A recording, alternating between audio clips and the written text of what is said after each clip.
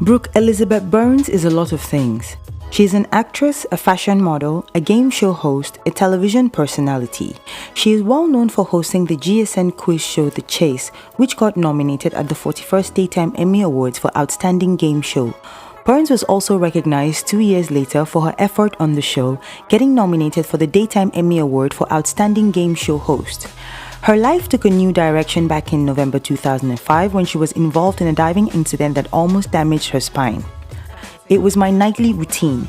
I didn't even think about it, Burns explains, but one of the pool lights was out and I misjudged the depth and hit my head on the bottom.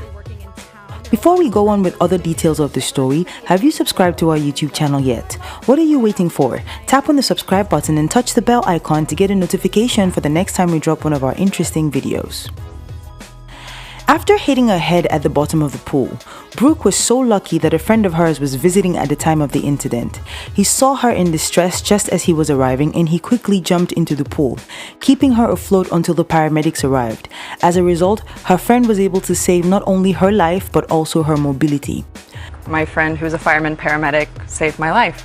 He immobilized me in the water instead of trying to get me out, which seems like a natural thing to do, but he took my towel and wet it and wrapped it around my neck and then floated me on the first step of my pool until the paramedics got there. And because the actress and TV show host has since found a new purpose after narrowly avoiding paralysis and has been an advocate for those with spinal cord injuries.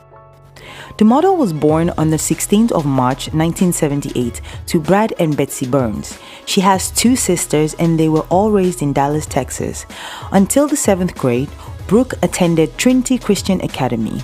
After that, her parents opted for homeschooling so she could spend more time training with the Dallas Metropolitan Ballet.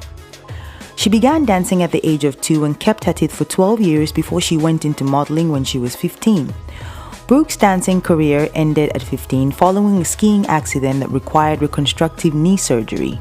She soon began modeling, traveling throughout Europe, and moving to New York at the age of 17 on her own.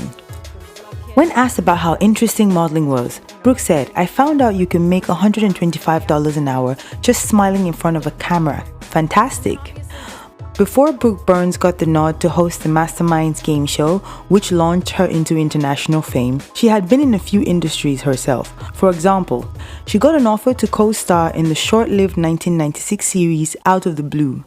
Also, Brooke Burns starred in the 1998 film Baywatch as Jessica Jessie Owens a few years after making her television career debut. She went on to star in its second rendition, Baywatch Hawaii.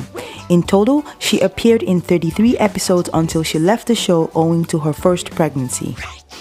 After welcoming her child, she appeared on a celebrity edition of Fear Factor but was eliminated in the first round, leading to her stint as host on Dog Eat Dog. Tonight on Dog Eat Dog, someone will have to face a hurricane!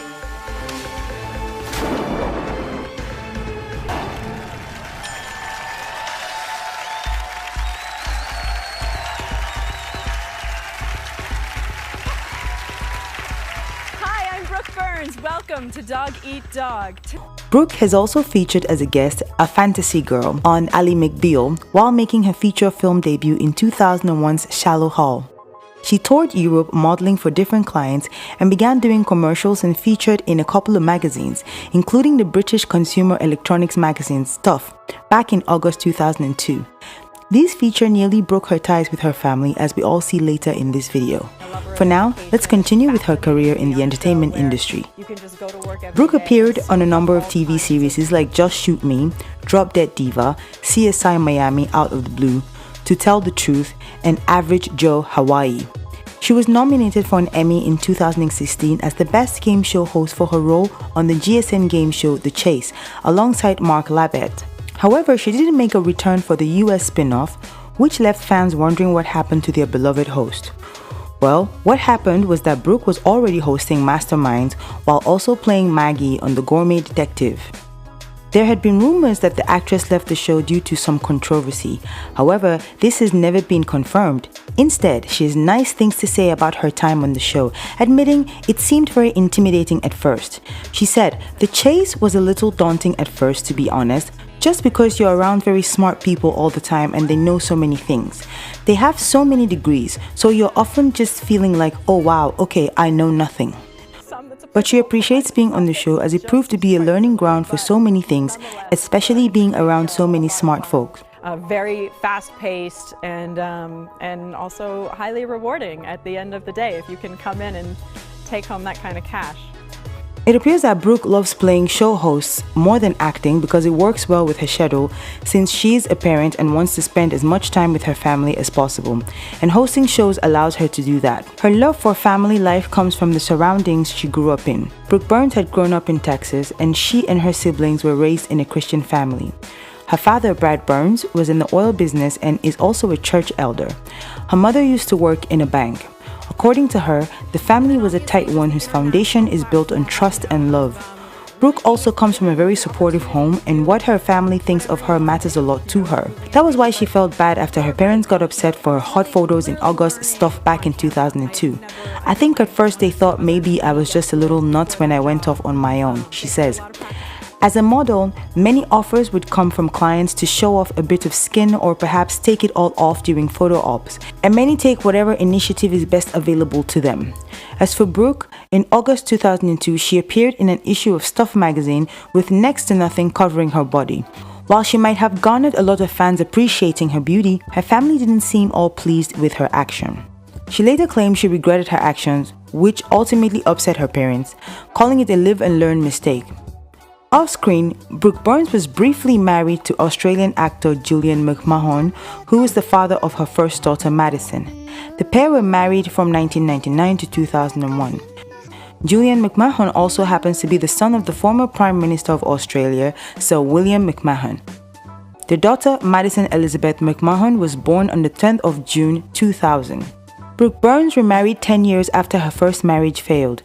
She got married to Gavin O'Connor, a movie director, on the 22nd of June 2013, and the pair have a daughter together named Declan Wells O'Connor, born in 2017. Brooke Burns is still married to Gavin O'Connor, who is famous for directing the films Miracle, Warrior, Ben Affleck's The Accountant, and The Way Back. Gavin O'Connor was previously married to American screenwriter, actress, and documentary film director and producer Angela Shelton. Just how much has Brooke Burns managed to acquire during her years in the entertainment industry? As of 2021, many sources claim that she has an estimated net worth of $3 million. Despite many obstacles on her path since a very tender age, Brooke Burns has always managed to scale through and find her next possible destination. Her terrible knee accident dented her hopes of becoming a dancer despite training all her childhood for it, and she turned the setback into another stepping stone, venturing into the world of modeling and then acting. There is a lesson there for all of us, and when life gives us lemons, we make lemonades out of them. What we know about Margaret Qualley, the star of Substance and the new Hollywood sex symbol.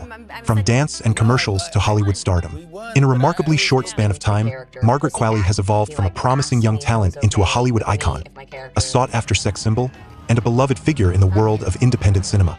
Her career is an impressive journey through a diverse range of roles, including standout performances in films that have captured the attention of critics and audiences alike. Her notable credits include her role in Substance, a film that was a major sensation at the Cannes Film Festival, as well as appearances in Yorgos Lanthimos' Poor Things, The Favorite, Ethan Coen's The Sisters Brothers, Quentin Tarantino's Once Upon a Time in Hollywood, and even a role in Hideo Kojima's Death Stranding. So, how did Qualley, a woman who never imagined herself as part of Hollywood's glamorous world, become one of the most exciting and versatile actresses of her generation? In this article, we'll explore her rise to stardom, her unexpected journey into directing music videos, her ties to Groundhog Day, and the invaluable advice she received from Tarantino himself. Early life and family. Margaret Qualley was born on October 23, 1994, in Montana, USA, into a family with deep artistic roots. Her mother, actress Andie MacDowell, was already a well-known film star, particularly recognized for her iconic roles in romantic comedies like Groundhog Day, For Weddings and a Funeral, and Resurrection. Her father, Paul Qualley, was a model who met Andie during a Gap photo shoot in the mid-1980s. The couple eventually settled in Montana, where they raised their 3 children, with Margaret being the youngest of them. Sadly, Andie and Paul divorced in 1999. Growing up, Margaret's home was markedly different from the fast-paced world of Hollywood. Her father, Paul, was particularly resistant to modern technology. There were no TVs, computers, or microwaves in their home, an environment that felt almost antithetical to the entertainment industry's glitzy allure. Despite this, Margaret shared a close bond with her mother, who became a major inspiration for her. Andy's dedication to her craft and her success in the competitive world of acting was something Margaret always admired. She built her life through pure ambition and hard work, Margaret has said. And because of her, I was never afraid to dream big. It was the same drive and ambition that would later fuel Margaret's own career aspirations, leading her from modeling to starring in Hollywood films. No dreams of Hollywood. Even though Margaret grew up surrounded by Hollywood royalty, she never seriously considered acting as a career. In fact, she admitted that she didn't even like movies as a child. When my mom was acting, she'd leave town, kiss some other guy, and live a pretend life that I wasn't part of, she recalled, expressing her disconnection from the world of film. Instead, her first love was dance. Margaret immersed herself in dance from a young age, participating in competitions that echoed the elaborate routines seen in shows like Dance Moms, and she wore elaborate rhinestone-studded costumes to match. As she grew older, she delved deeper into classical ballet, training rigorously with private lessons and attending specialized ballet programs. At just 14, Margaret moved away from home to study at the prestigious University of North Carolina School of the Arts. She even considered quitting her studies to join the renowned American Ballet Theater.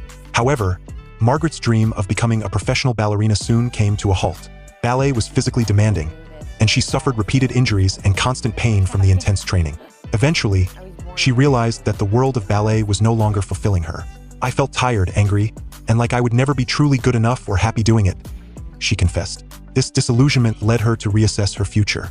Determined to change her path, Margaret wrote a letter to her mother, expressing her desire to try something different. With her mother's connections in the fashion world, Andy helped Margaret launch a career in modeling. At just 17, Margaret debuted on the runway at New York Fashion Week in 2011. It wasn't long before she became a sought-after face in the fashion industry, landing major campaigns with brands like Ralph Lauren, Kenzo, Valentino, and Chanel. She also appeared in high-profile shoots for major magazines such as Vogue, W, and Vanity Fair. From model to actress, although Margaret's modeling career took off, it was a viral commercial that marked a pivotal moment in her journey. Her energetic and captivating dance performance in Kenzo's ad, which garnered millions of views online, helped solidify her presence in the public eye. Choreographed by Ryan Heffington, much of the performance was improvised by Margaret herself, showcasing not only her dancing skills but her natural charisma. However, despite her success in modeling, acting soon became her true passion. She made her film debut in 2013 with a small role in Gia Coppola's Palo Alto, but it was her breakout role as Jill Garvey in HBO's The Leftovers that truly put her on the map.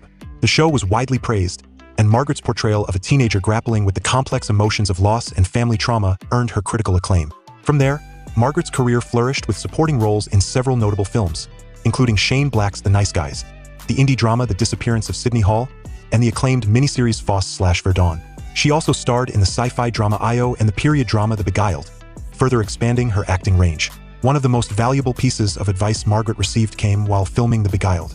Co-star Julian Nicholson shared a personal acting trick that helped her stay grounded on set. Before every take, I just tell myself, this is really happening. This simple mantra became a guiding principle for Margaret as she navigated the pressures of a rapidly escalating career. Career breakthrough once upon a time in Hollywood. Margaret's big break came when she landed a role in Quentin Tarantino's Once Upon a Time in Hollywood. The audition process was an emotional roller coaster for Margaret. I thought I was doing great at the audition, she recalled. They asked me to sing and read some lines, but I didn't get the part. I was about to take a break when my agent called and said I needed to fly back to LA to audition with Brad Pitt.